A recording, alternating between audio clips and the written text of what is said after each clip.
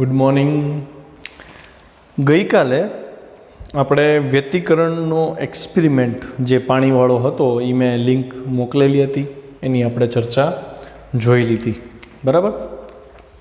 બીજી વસ્તુ, હવે સહાયક વ્યતિકરણ અને વિનાશક વ્યતિકરણ એની જે શરતો આપણે જોઈ હતી કે જો પથ તફાવત n લેમ્બડા હોય કે કડા તફાવત 2n પાઈ હોય તો સહાયક વ્યતિકરણ રચાય. સહાયક વ્યતિકરણ એટલે તરંગમાં શૃંગ એક બિંદુએ ભેગા થાય, કા ગર્ત ભેગા થાય, કંપ વિસ્તાર બમણો થાય, તીવ્રતા 4 ગણી થાય, તો અહીંયા પ્રકાશિત ટપકું કે પ્રકાશિત શલાકા દેખાય, એ સહાયક વ્યતિકરણ થયું.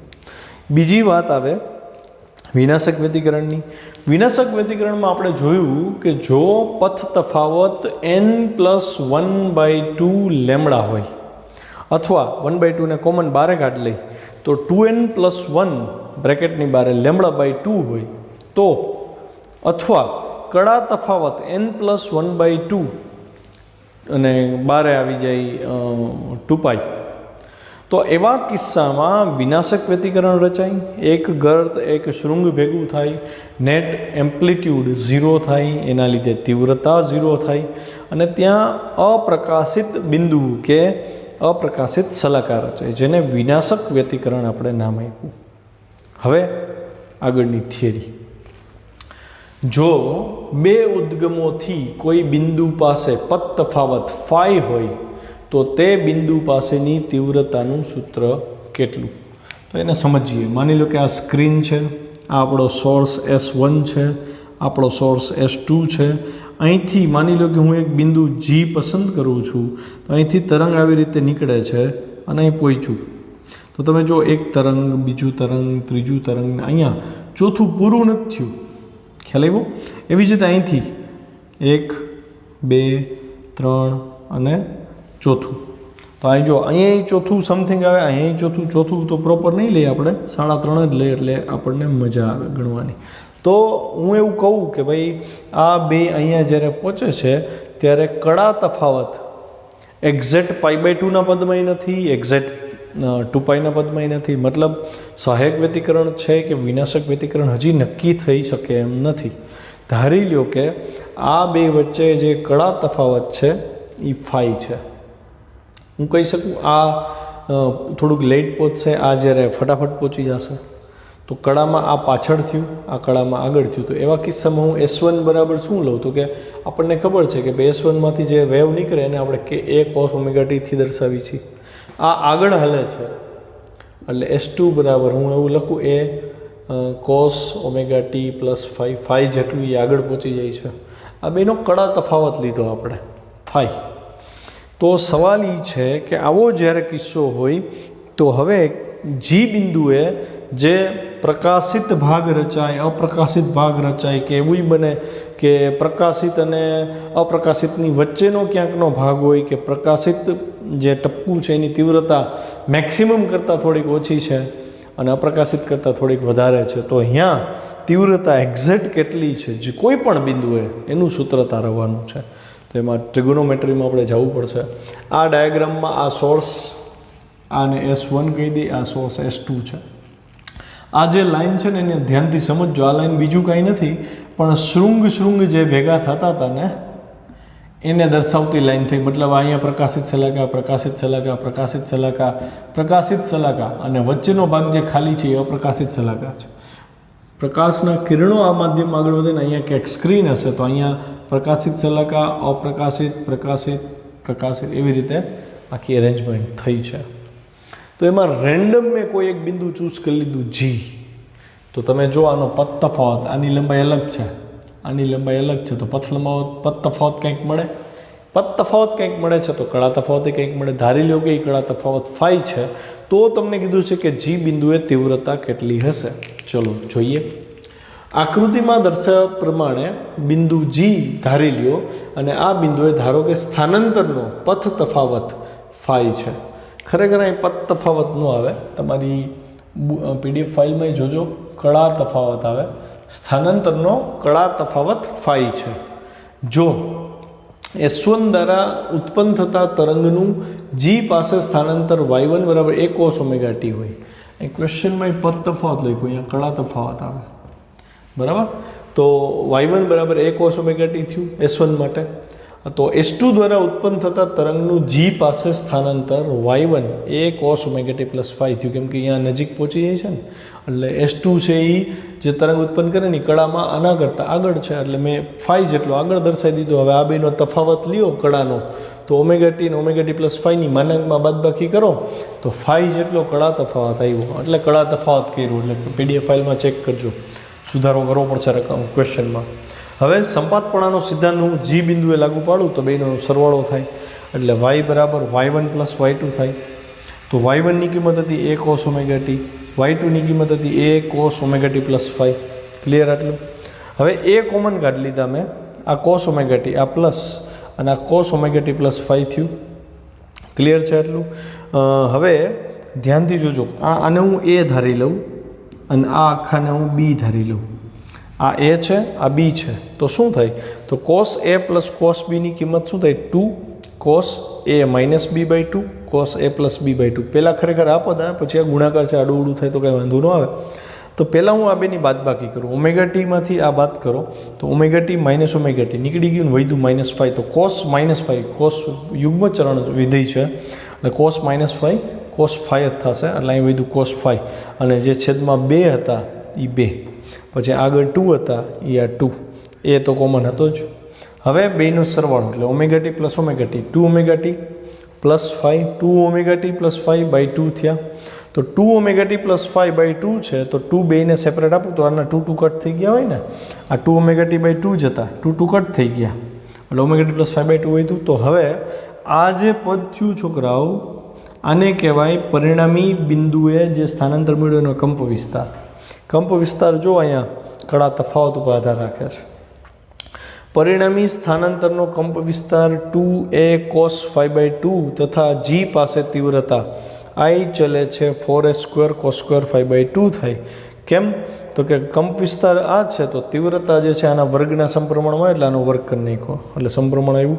વળી આપણને ખબર છે મૂળભૂત તરંગની તીવ્રતા મૂળ કંપ વિસ્તારના સમપ્રમાણમાં, આનો નાનો ગુણોત્તર લઈ લઉં તો I બાય I0 એટલે 4 cos સ્ક્વેર 5 બાય 2 થાય. તો I is equal to I0 આપો જોઈએ, એટલે 4I0 cos સ્ક્વેર 5 બાય 2 થયા. આ સ્ટેપ લખીને કરજો. અહીંયા હું થોડોક ભૂતકાળમાં લઈ જાઉં તમને. આપણે હાઇગેન્સનો જે સિદ્ધાંત ભણ્યા હતા, હાઇગેન્સે કીધું હતું કે એક બિંદુવત ઉદ્ગમ છે, એમાંથી આ તરંગ અગ્ર નીકળવું, અહીંયા 3 બિંદુ લીધા હતા અને પછી આપણે કીધું હતું કે એણે એક ગોળાકાર તરંગ અગ્ર 2 બાજુ ઉત્સર્જિત કર્યું હતું, યાદ આવ્યું? પછી હાઇગેન્સે એવું કહી દીધું હતું કે ભાઈ આગળનો કંપ વિસ્તાર મેક્સિમમ, એટલે અહીંયા આપણને બીજું તરંગ અગ્ર મળશે. પછી એણે કહી દીધું કે અહીંયા તરંગ અગ્રનો કંપ વિસ્તાર છે ને એ 0 હોય, એટલે અહીંયા તરંગ અગ્ર મળતું નથી. ને એનો વિરોધ થયો હતો કે ભાઈ એમ તમે કહી દો એમ ન હાલે, સાબિતી આપો. ત્યારે 2 સાયન્ટિસ્ટ હતા, બરાબર. એણે શું કીધું હતું? એણે એવું કીધું હતું કે અહીંયા જે તરંગ છે ત્યાં એનો જે તીવ્રતા છે એ cos સ્ક્વેર 5 બાય 2ના સમપ્રમાણમાં છે. કેમ? તો કે અહીંયા જે સંપાતીકરણથી જે આખું તરંગ અગ્ર મળ્યું હશે એનો કંપ વિસ્તાર આ તીવ્રતા સમપ્રમાણમાં છે, કંપ વિસ્તાર cos 5 બાય 2ના સમપ્રમાણમાં. આવું ત્યારે મેં કીધું હતું કે આપણે આગળ ચર્ચા કરશી. તો કંપ વિસ્તાર cos 5 બાય 2 થાય તો આપણે સાબિત કર્યું હતું કે ભાઈ અહીંયા થીટા બાય 2 લીધો હતો આપણે, તો અહીંયા થીટા શું હતો? તો કે તરંગ પ્રસરણની દિશા અને તરંગ અગ્રના પ્રસરણની દિશા બે વચ્ચેનો ખૂણો તો પાય આવ્યો, તો પાય બાય 2 લેતા એ 0 મળ્યો હતો, એટલે અહીં કંપ વિસ્તાર 0 સાબિત થયો હતો. તો એ કેમ આવ્યું હતું એ પદ જો હવે તમને અહીં દેખાશે, તમે જોઈ શકો છો. પરિણામી જે સ્થાનાંતર મળ્યું એનો કંપ વિસ્તાર જો આવ્યો ને 2a cos 5 બાય 2, વાં cos થીટા બાય 2, તો અહીં cos 5 બાય 2 છે, તો સિમ્બોલ જ ચેન્જ કર્યો, મતલબ કંપ વિસ્તાર cos થીટા બાય 2ના સમપ્રમાણમાં આવ્યું. એટલે તીવ્રતા પણ 5 ઉપર ડિપેન્ડ કરે. 5 જો હું 0 લઈ લઉં તો આ મેક્સિમમ થઈ જશે, અને 5 હું પાય લઈ લઉં તો આ પોતે ન્યૂનતમ થઈ જશે. એટલે આગળની બાજુ તરંગ અગ્ર મળે છે, જ્યારે બેક સાઈડમાં તીવ્રતા 0 થઈ જાય તો તરંગ અગ્ર મળે નહીં. ઓકે, આને તમારે નંબર આપવાનો થશે 1. હવે જો આ સમીકરણમાં હું phi બરાબર 0 લઉં, 2π લઉં, 4π લઉં તો તીવ્રતા મહત્તમ થાય અને તેથી G પાસે સહાયક વ્યતિકરણ રચાય. ઓકે, phi બરાબર +π +3π +5π તો તીવ્રતા ન્યૂનતમ થાય, તેથી જી પાસે વિનાશક વ્યતિકરણ રચાય. આટલું ક્લિયર થયું? પાઈ ઉપરથી જ નક્કી થશે ક્યારે વિનાશક વ્યતિકરણ રચાશે, ક્યારે સહાયક વ્યતિકરણ. એટલે ફાઈની કિંમત જેમ બદલશો એમ અહીંયા જી પાસે પ્રકાશની તીવ્રતા આ સમીકરણ પ્રમાણે બદલાશે. તો આ સમીકરણ પાકું કરવાનું રહેશે. હવે નેક્સ્ટ થિયરી, ક્વેશ્ચન નંબર 19. સુસંબદ્ધ ઉદ્ગમ અને અસુસંબદ્ધ ઉદ્ગમ સમજાવો અને એમાંથી ઉદ્ભવતા તરંગોના સંપાદ બિંદુ આગળની તીવ્રતા સમજાવો. આપણે જોયું કે જ્યાં વ્યતિકરણ ભાત રચાય તો ત્યાં સુસંબદ્ધ ઉદ્ગમો હોવા જરૂરી થઈ જાય. સુસંબદ્ધ ઉદ્ગમ એટલે મેં એવું કીધું હતું, સમાન આવૃત્તિવાળા ઉદ્ગમ હોય એને સુસંબદ્ધ ઉદ્ગમ કહેવાય. ટેક્સ્ટબુકમાં થોડુંક અલગ રીતે રજૂ કર્યું છે, જેની કળા સમય સાથે બદલાતી ન હોય. આનો ઇનડાયરેક્ટ મતલબ એ થયો ને, ફ્રિકવન્સી સેમ હોય તો જ કળા સમય સાથે અચળ રહે. ખ્યાલ આવ્યો? એટલે જેની ફ્રિકવન્સી સમાન હોય અથવા જેની કળા સમય સાથે અચળ રહેતી હોય અથવા જેનો કળા તફાવત સમય સાથે અચળ રહેતો હોય, આવા ઉદ્ગમને સુસંબદ્ધ ઉદ્ગમ કહેવાય. યાદ રાખજો, વ્યતિકરણ ભાત તો જ જોવા મળે જો બે સોર્સ સુસંબદ્ધ ઉદ્ગમ હોય. અને અસુસંબદ્ધ ઉદ્ગમ એટલે બેયની કળા સમય સાથે અચળ નથી. મતલબ કેવી પરિસ્થિતિ થાય, ધારો કે આ સ્ક્રીન છે, સ્ક્રીન ઉપરનું બિંદુ પી લઉં તો એકનું અહીંયા શૃંગ પહોંચ્યું, એકનું અહીંયા ગર્ત પહોંચ્યું, તો આપણે સમજી શકીએ કે ભાઈ ચલો અહીંયા વિનાશક વ્યતિકરણ થયું. પણ ક્યારે સુસંબદ્ધ ઉદ્ગમ હોય તો, પણ અહીંયા અસુસંબદ્ધ હોય તો મતલબ બેનો કળા તફાવત અચળ નહીં રહે.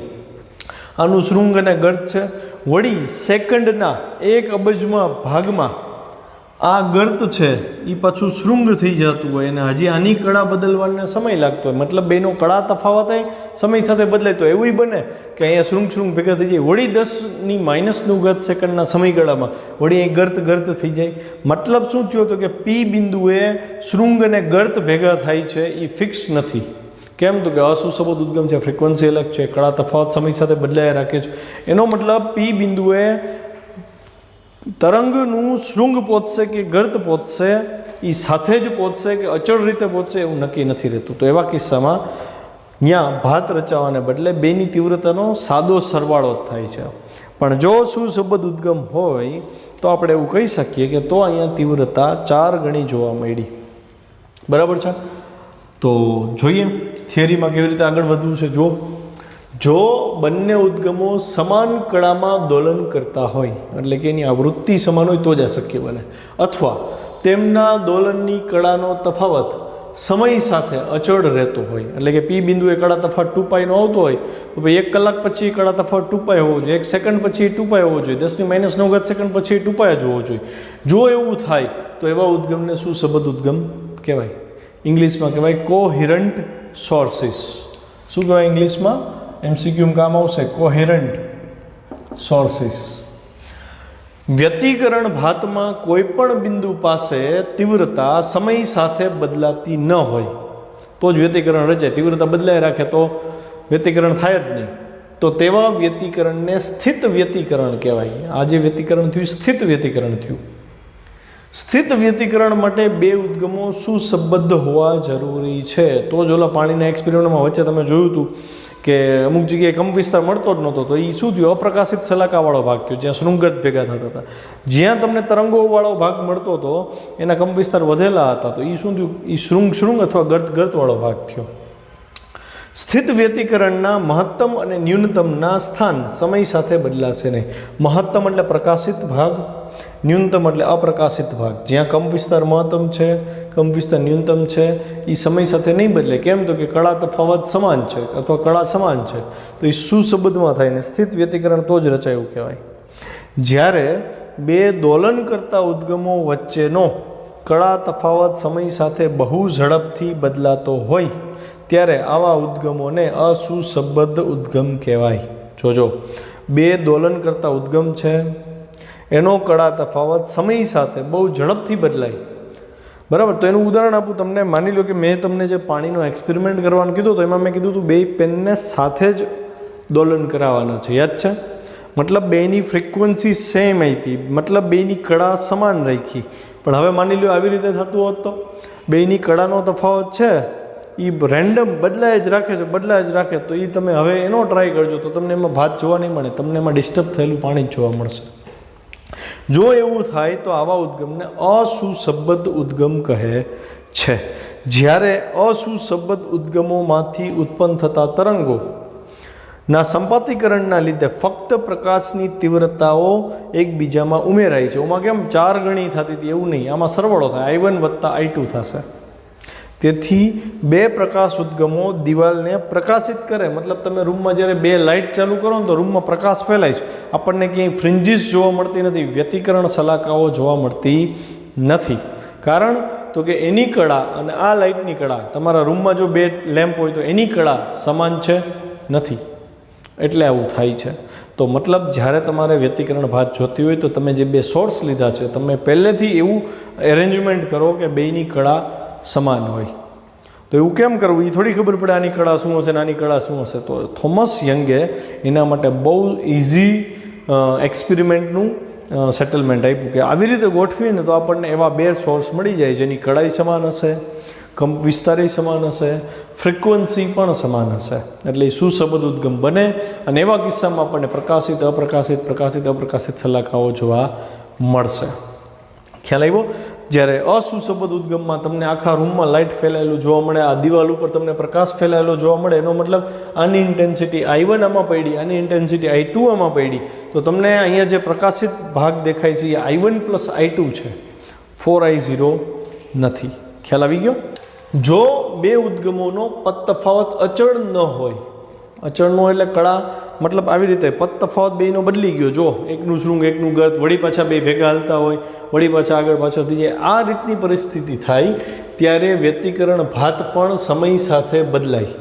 મતલબ એ બહુ સૂક્ષ્મ સમયમાં બદલાતી હોય ને એટલે નરી આંખે આપણને દેખાય નહીં. મતલબ અત્યારે તમે આને આ પૂરી વ્હાઇટ પ્રકાશ જ જોવો છો, તો માની લો કે મેં આ બોર્ડને પડદો કહી દઈને અહીંયા P બિંદુ લીધું, તો હું એમ કહું કે ભાઈ ટી ક્ષણે T1 ક્ષણે અહીંયા પ્રકાશિત શલાકા આવી, T2 ક્ષણે અપ્રકાશિત શલાકા આવી, વળી T1 એ T3 એ પ્રકાશિત, તો પ્રકાશિત અપ્રકાશિત પ્રકાશિત અપ્રકાશિત આ એક જ બિંદુએ વ્યતિકરણ તો થાય જ છે, શૃંગગત તો ભેગા થવાના જ છે, શૃંગે આવવાના. પણ થાય છે શું તો કે ચલો આપણે T1 સમયે શૃંગ ભેગા થયા, T2 સમયે શૃંગ ગર્ત ભેગા થયા, T3 સમયે ગર્ત ભેગા થયા, T4 સમયે ગર્ત શૃંગ ભેગા થયા. તો એ સમય સાથે બહુ રેન્ડમ બદલાય અને એ સમયગાળો કેટલો હોય ખબર છે બદલાવાનો? 10⁻⁹ સેકન્ડની આજુબાજુનું હોય. મતલબ એટલું ક્વિક ચેન્જ થઈ જાય છે કે એ પ્રકાશિત અપ્રકાશિતને આપણી આંખ આઈડેન્ટિફાઈ કરી શકતી નથી. તો આપણી આંખ શું જોવે છે? એ બેયની એવરેજ અસર જોવે છે. પ્રકાશિત અને અપ્રકાશિતની એવરેજ એરર આપણને જોવા મળે છે. ખ્યાલ આવ્યો? તો તમારે એવરેજ લઈને આગળ વધવું પડે. તો તમે શું કહેશો? જો પદ તફાવત સમય સાથે ખૂબ જ ઝડપથી બદલાતો હોત, કળા તફાવત બદલાય, પદ તફાવત બદલાય, બે એક જ થયું, તો મહત્તમ અને લઘુત્તમના સ્થાનો પણ સમય સાથે ઝડપથી બદલાશે. ઘડીક આ મહત્તમ હશે, થોડીક વારમાં લઘુત્તમ થશે, મહત્તમ લઘુત્તમ પ્રકાશિત અપ્રકાશિત આવું ચેન્જ થયા રાખશે. એટલે આપણે શું કરવું પડે? તો કે તીવ્રતાની સરેરાશ વહેંચણી લેવી પડે.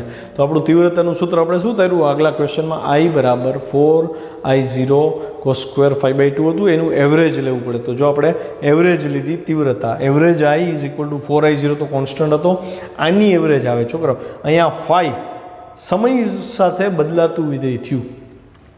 5 શું હતો? કળા તફાવત હતો બેયનો.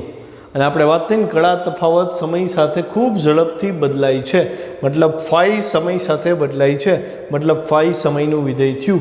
સમયનું વિધેય થયું તો તમારે કોસની એવરેજ લેવી પડે આખા ચરણમાં, cos² 5/2ની એવરેજ. તો cos² 5/2ની એવરેજ છે ને છોકરો આખા ચરણમાં, એ ગ્રુપવાળાને તો સાબિતી આવડવી જોઈએ આની, 1/2 થાય. કેટલી થાય? 1/2 થાય.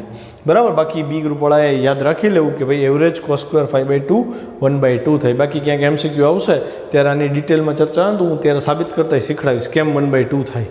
અહીં એવરેજ cos² 5/2 એ સમય પરનું સરેરાશ પદ છે. કેમ સમય પરનું? તો કે કળા તફાવત 5 હતો અને એ સમય સાથે બદલાય છે, એટલે સમય પરનું પદ છે, એનું સરેરાશ લીધું છે. જો phi કેમ? તો કે 5 સમય પર આધારિત છે, એ સમય સાથે અસ્તવ્યસ્ત રીતે બદલાય તો સમય પરનું સરેરાશ પદ એટલે કે આની એવરેજ cos² 5/2 1/2 થાય. બરાબર. એવરેજ કાઢવી હોય તો તમે આની કાઢી શકો. cos² 5/2નું સૂત્ર મૂકી દેવાનું, 1 + cos2 θ. આપણે ભણ્યા છો ને તમે, આ સૂત્ર હતું આપણું, cos2 θ is equal to 2 cos² θ -1 તો 2 cos સ્ક્વેર થીટા બરાબર શું હતું તો કે 1 + cos 2 થીટા. આવું ભણ્યા છો બરાબર છે. તો આમાં હવે આની એવરેજ તમે લ્યો છો, જો 2 તો અચળ છે અને આ બાજુ જવા દો, તો હવે કોસની એવરેજ શું થાય 0 થાય. અને આ 2 છે એ આ બાજુ આવ્યા, તો ધ્યાનથી જો એવરેજ cos સ્ક્વેર થીટા શું મળ્યું તમને 1/2 થયું. કેમ 1/2 થયું ખબર પડી ને, બહુ શોર્ટમાં કહી દીધું છે મેં. ઓકે, તો હવે હું આની વેલ્યુ 1/2 લખું છું, તો એ 1/2 અહીંયા મૂકીએ આપણે, એટલે એવરેજ I0 બરાબર 4I0 average cos square 5/2. cos square 5/2 ની વેલ્યુ 1/2 છે, તો 2 કેન્સલ, એટલે તીવ્રતા તમને ડબલ મળી, મતલબ બેના સરવાળાથી I0 + I0 2I0 મળી. તો અસુસંબદ્ધ ઉદ્ગમમાં તમને કોઈ વ્યતિકરણ ભાત જોવા મળતી નથી, કેમ કે સ્થિત વ્યતિકરણ નથી, સતત ચેન્જ થયા રાખે છે. અને વ્યતિકરણમાં સરેરાશ લેવું પડે તમારે તીવ્રતા, તો સરેરાશ તીવ્રતા બેની વ્યક્તિગત તીવ્રતાના સરવાળા જેટલી મળી. બરાબર છે. પછી બસ અહીંયા તો ક્વેશ્ચન પૂરો થઈ ગયો. બરાબર. હવે ક્વેશ્ચન નંબર 20માં આવો. 20માં તમને આ વસ્તુ બહુ સરસ રીતે સમજાવી છે કે 2 લેમ્પનો ઉપયોગ કરીને 2 નાના છિદ્રો પ્રકાશિત કરો તો વ્યતિકરણ ભાત જોવા મળશે નહીં. શું કામ સમજાવો. તો ધ્યાનથી જો અરેન્જમેન્ટ, આ સ્ક્રીન છે, આ એક બીજી પુઠ્ઠા જેવી વ્યવસ્થા કરી નાખી છે, આને આપણે સમતલ કહી દઈએ. તો એ સમતલ પુઠ્ઠામાં મેં 2 છિદ્ર કરી નાખ્યા, એક છિદ્ર અહીંયા, એક છિદ્ર અહીંયા. અહીંયા મેં એક લેમ્પ ગોઠવો, અહીંયા મેં બીજો લેમ્પ ગોઠવો, તો આપણને એમ થાય ને આ લેમ્પમાંથી કિરણો આવી રીતે નીકળવા જોઈએ, આમાંથી કિરણો આવી રીતે નીકળવા જોઈએ, તો આપણને એમ થાય અહીંયા ભાત રચાશે. થાય ને એવું? પણ નહીં રચાય. શું કામ નહીં રચાય? તો કે આ લેમ્પ અને આ લેમ્પ બેની કળા સમાન છે એવું કીધું નથી. 2 લેમ્પ તમે અલગ અલગ લ્યો તો કળામાં તફાવત હોય ને હોય. કેટલો હોય એ જોઈએ. એક પુઠ્ઠામાં નજીક 2 છિદ્રો પાડી લ્યો, તે છિદ્રોને 2 સોડિયમ લેમ્પથી પ્રકાશિત કરી, મતલબ એક છિદ્ર પાસે સોડિયમ લેમ્પ રાખ્યો, બીજા છિદ્ર પાસે બીજો સોડિયમ લેમ્પ રાખ્યો, અને તેની પાછળ પડદો રાખો, અહીંયા પડદો રાખ્યો, તો આપણને વ્યતિકરણના પ્રકાશિત અને અપ્રકાશિત બિંદુઓ જોવા મળતા નથી. આપણને તો અહીં લાઇટવાળો પડદો જોવા મળશે, પ્રકાશ ફેલાયેલો જોવા મળશે, જેમ તમને આ બોર્ડ જોવા મળે. શું કામ? તો કે આકૃતિમાં 2 સોડિયમ લેમ્પ 2 છિદ્રો S1 S2 ને પ્રકાશિત કરે છે. આ 2 છિદ્રો S1 S2 છે, આ 2 લેમ્પ છે. તો તીવ્રતાનો સરવાળો થાય છે અને પડદા પર વ્યતિકરણ જોવા મળતું નથી. અહીંયા સરવાળો થયો. શું કામ સરવાળો થયો? કારણ કે સોડિયમ લેમ્પમાંથી ઉત્સર્જિત પ્રકાશ તરંગ 10⁻⁹ સેકન્ડના સમયગાળામાં કળા તફાવત અનુભવે છે. નેનો સેકન્ડમાં એની કળા બદલી જાય છે. તો કળા સતત બદલાય છે, તો એ અસુસંબદ્ધ ઉદ્ગમ થયા ને, અને અસુસંબદ્ધ ઉદ્ગમ હોય એમાં વ્યતિકરણ ભાત જોવા મળે નહીં. તમારે એમાં સરેરાશ તીવ્રતા લેવી પડે, જે બેના સરવાળા જેટલી થાય. આ તરંગો માટે ચોક્કસ કળા સંબંધ જણાતો નથી, કેમ કે કળા તફાવત તો બદલાય રાખે, 2 લેમ્પ અલગ છે ને. આ અસુસંબદ્ધ ઉદ્ગમોથી પડદા પર તીવ્રતા એકબીજામાં ઉમેરાશે. બરાબર. તેથી પડદો માત્ર પ્રકાશિત દેખાશે જ્યારે તમને વ્યતિકરણ ભાત આપતો નથી. ક્લિયર થયું આટલું? અચ્છા, તો છોકરાઓ આપણે આજે ક્વેશ્ચન 18, 19 ને 20 પૂરા કર્યા છે. બરાબર. એમાં સ્પેશિયલી આપણે સુસંબદ્ધ ઉદ્ગમ અસુસંબદ્ધ ઉદ્ગમને સમજી ગયા, અને ક્વેશ્ચન 18મો હતો કે ભાઈ તીવ્રતા ક્યુ આપેલ જી બિંદુએ તીવ્રતા કેટલી છે એ શોધવા માટે આપણે જે સૂત્ર થયું, તો આના સૂત્રોને ખાસ નંબર આપી દેજો અને આ થિયરી પાકી કરજો. ઓકે, આવતીકાલે તમને થોમસ યંગનો જે ફેમસ એક્સપેરિમેન્ટ છે વ્યતિકરણનો, એ ટોપિક કરાવવાનો છું. પણ એ પહેલાં મારી એવી ઈચ્છા છે કે હું એની ઉપર થોડુંક ચર્ચા કરી લેવા છે, અને એ થિયરી હું ભણાવું એ પહેલાં તમે ટેક્સ્ટબુકમાંથી વાંચો, જેથી કરીને મારા લેક્ચરમાં તમારો કોન્સેપ્ટ વધારે સારો ક્લિયર થાય. બરાબર. આપણે છેલ્લે ક્વેશ્ચન 20 જે જોયો કે 2 સોડિયમ લેમ્પ લીધા હતા, 2 છિદ્રો લીધા S1 અને S2, અને આપણે જોયું કે એમાં વ્યતિકરણ ભાત જોવા મળી નહીં. તો આ આ યંગ જે છે, થોમસ યંગ, એણે એવી કઈ અરેન્જમેન્ટ કરી કે જેને લીધે એ વ્યતિકરણ ભાતને જોઈ શક્યો. બરાબર. તો બહુ સરસ દિમાગ એણે લડાવ્યું. એ સમયમાં એણે શું કર્યું? તો કે એણે એક લેમ્પ લીધો. કયો લેમ્પ લીધો? મોનોક્રોમેટિક લેમ્પ લીધો. મોનોક્રોમેટિક લેમ્પ ખબર જ છે બધાને? ન ખબર હોય તો સિંગલ એક જ પ્રકાશ એમાં અવેલેબલ હોય, મતલબ એક જ કલર એમાં અવેલેબલ હોય, એક જ તરંગ લંબાઈના કિરણો એમાંથી નીકળતા હોય, મતલબ એમાં એકથી વધારે પ્રકાશનો હોય. મોનોક્રોમેટિક લેમ્પ એક રંગી પ્રકાશ કહેવાય ગુજરાતીમાં. સફેદ પ્રકાશ હોય તો સફેદ જ હોય, પછીનું વિભાજન ન થતું હોય.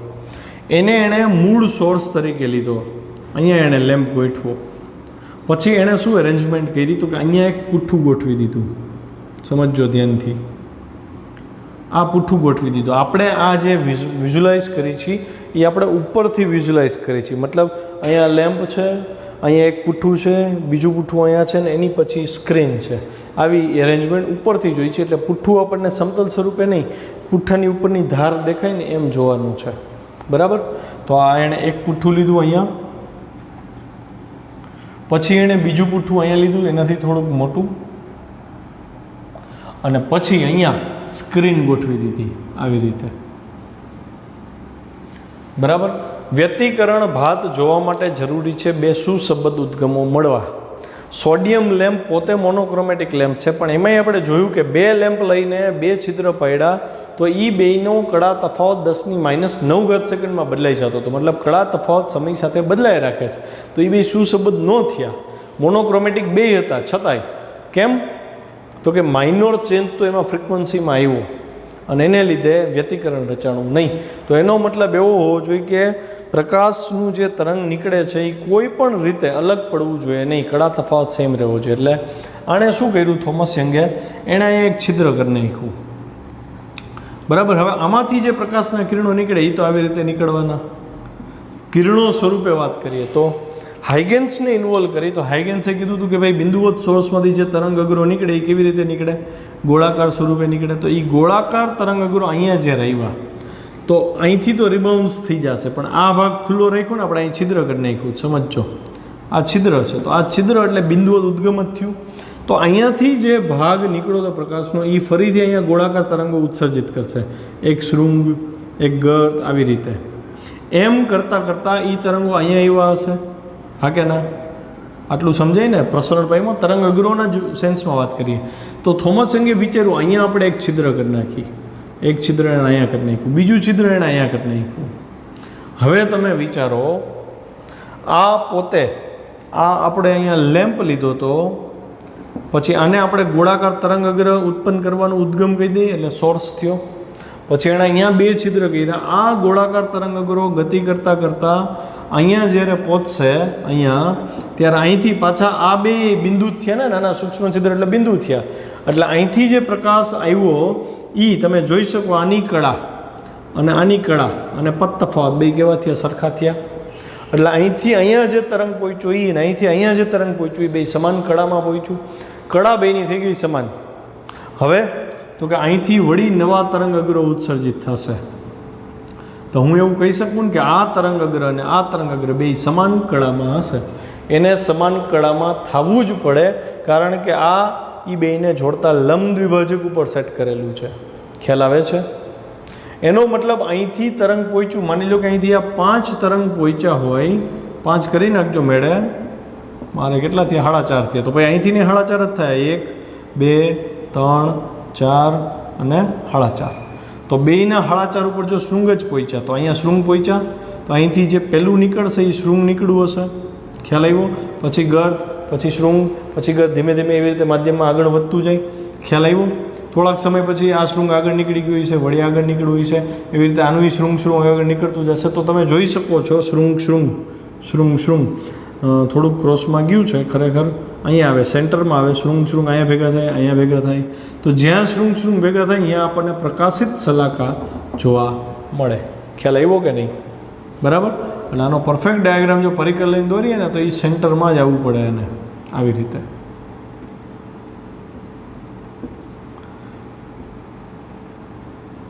આમ થાય. આપણે પહેલાં આ દોર લેવું, પછી આ કરાય. ખ્યાલ આવ્યો કે નહીં? તો હવે આ બે સોર્સ હું એવું કહી શકું, S1 અને S2 અહીંથી સમાન અંતરે છે, એટલે બે સમાન કળામાં થઈ ગયા. બેનો પદ તફાવત હવે અહીંયા કોઈ પણ બિંદુએ લેશો એ પદ તફાવત પ્રમાણે પ્રકાશિત કે પ્રકાશિત શલાકા આપી શકશે. બરાબર છે? વ્યતિકરણ રચાવવા માટે જરૂરી હતું કે S1 ને S2 બેયનો કંપ વિસ્તાર સમાન હોવો જોઈએ. તો આ બે પાસેથી જે પ્રકાશ નીકળે છે એ પ્રકાશ ખરેખર તો લેમ્પમાંથી નીકળ્યો હતો, એટલે કે એક જ કંપ વિસ્તારવાળો પ્રકાશ હતો એ અહીંયા ગયો, અહીંથી અહીંયા ગયો, તો બેયના કંપ વિસ્તાર સમાન થયા, ફ્રિકવન્સી સમાન થઈ. તો આ બે કોહેરન્ટ સોર્સ બન્યા, બેય સુસંબદ્ધ ઉદ્ગમ બન્યા. હવે અહીંયા જે બિંદુએ એ કેન્દ્રિત થાય, સંપાત થાય, અહીંયા જો શૃંગ ભેગા થાય તો કંપ વિસ્તાર બમણો થાય. કંપ વિસ્તાર બમણો થાય એને લીધે તીવ્રતા 4 ગણી થાય, તો એ પ્રકાશિત શલાકા આપે. તો આ થયું થોમસ યંગના એક્સપેરિમેન્ટનું રેખિક સ્વરૂપ. બરાબર. તો બહુ ઇઝી વે એણે ગોતી લીધો ને, કે ખરેખર બે એવા સોર્સ બજારમાં લેવા જઈએ તો ગાંડા થઈ જાય, મળે જ નહીં. એના કરતાં એક જ સોર્સ લઈ લ્યો. મતલબ જે આગલા ક્વેશ્ચનમાં 20મા ક્વેશ્ચનમાં 2 લેમ્પ લીધા હતા, એની બદલે 1 લેમ્પ લઈને આવું અરેન્જમેન્ટ કર્યું હોત તો ઇઝી પડત ને, તો આપણને ભાત જોવા મળત. મેં તમને વાત કરી હતી તમારા જે સિનિયર બેચ હતી, અભય ને રજત એ બધા આ જ વસ્તુ કરી હતી. અહીંયા પેલી કાચની પ્લેટ રાખી, એમાં લેમ્પ બ્લેક લગાવી, ઊભો લીટો કરી નાખ્યો સોયથી, એટલે એક પતલી સ્લીટ બની, પછી બીજી સ્લીટ અહીંયા રાખી અને અહીંયા દિવાલ રાખી હતી. તો અહીંયા કાયદેસર લેઝર લાઇટમાંથી પાડી ને જ્યારે, તો લેઝર લાઇટ એની પાસે હતી મોનોક્રોમેટિક, 1000-1500ની આવે છે. બરાબર. તો એ લેઝર લાઇટ સીધું બીમ ગયું ને પછી એણે આ પ્રકારનું ભાત અહીંયા જોવા મળી હતી આખી. બરાબર છે. તો કદાચ જો તમે કોઈ કોન્ટેક્ટમાં હો ફોનથી કે ઇન્સ્ટાથી, તો તમે એને મળી શકો છો. તો એ પાછું શોખીન છે અભય, એની પાસે તમે કહેશો તો એ તમને 100% એમાં હેલ્પ કરશે. બરાબર છે. તો આજે આટલું રાખીએ. થોમસ યંગનો જે એક્સપેરિમેન્ટ છે છોકરાઓ તમે જરાક વાંચજો, એમાં 3 ડાયમેન્શનમાં ટેક્સ્ટબુકમાં દર્શાવેલો છે. તમારી જાતે વાંચીને આવજો નેક્સ્ટ લેક્ચરમાં, પછી હું તમને થિયરીના સ્ટેપ કરાવીશ.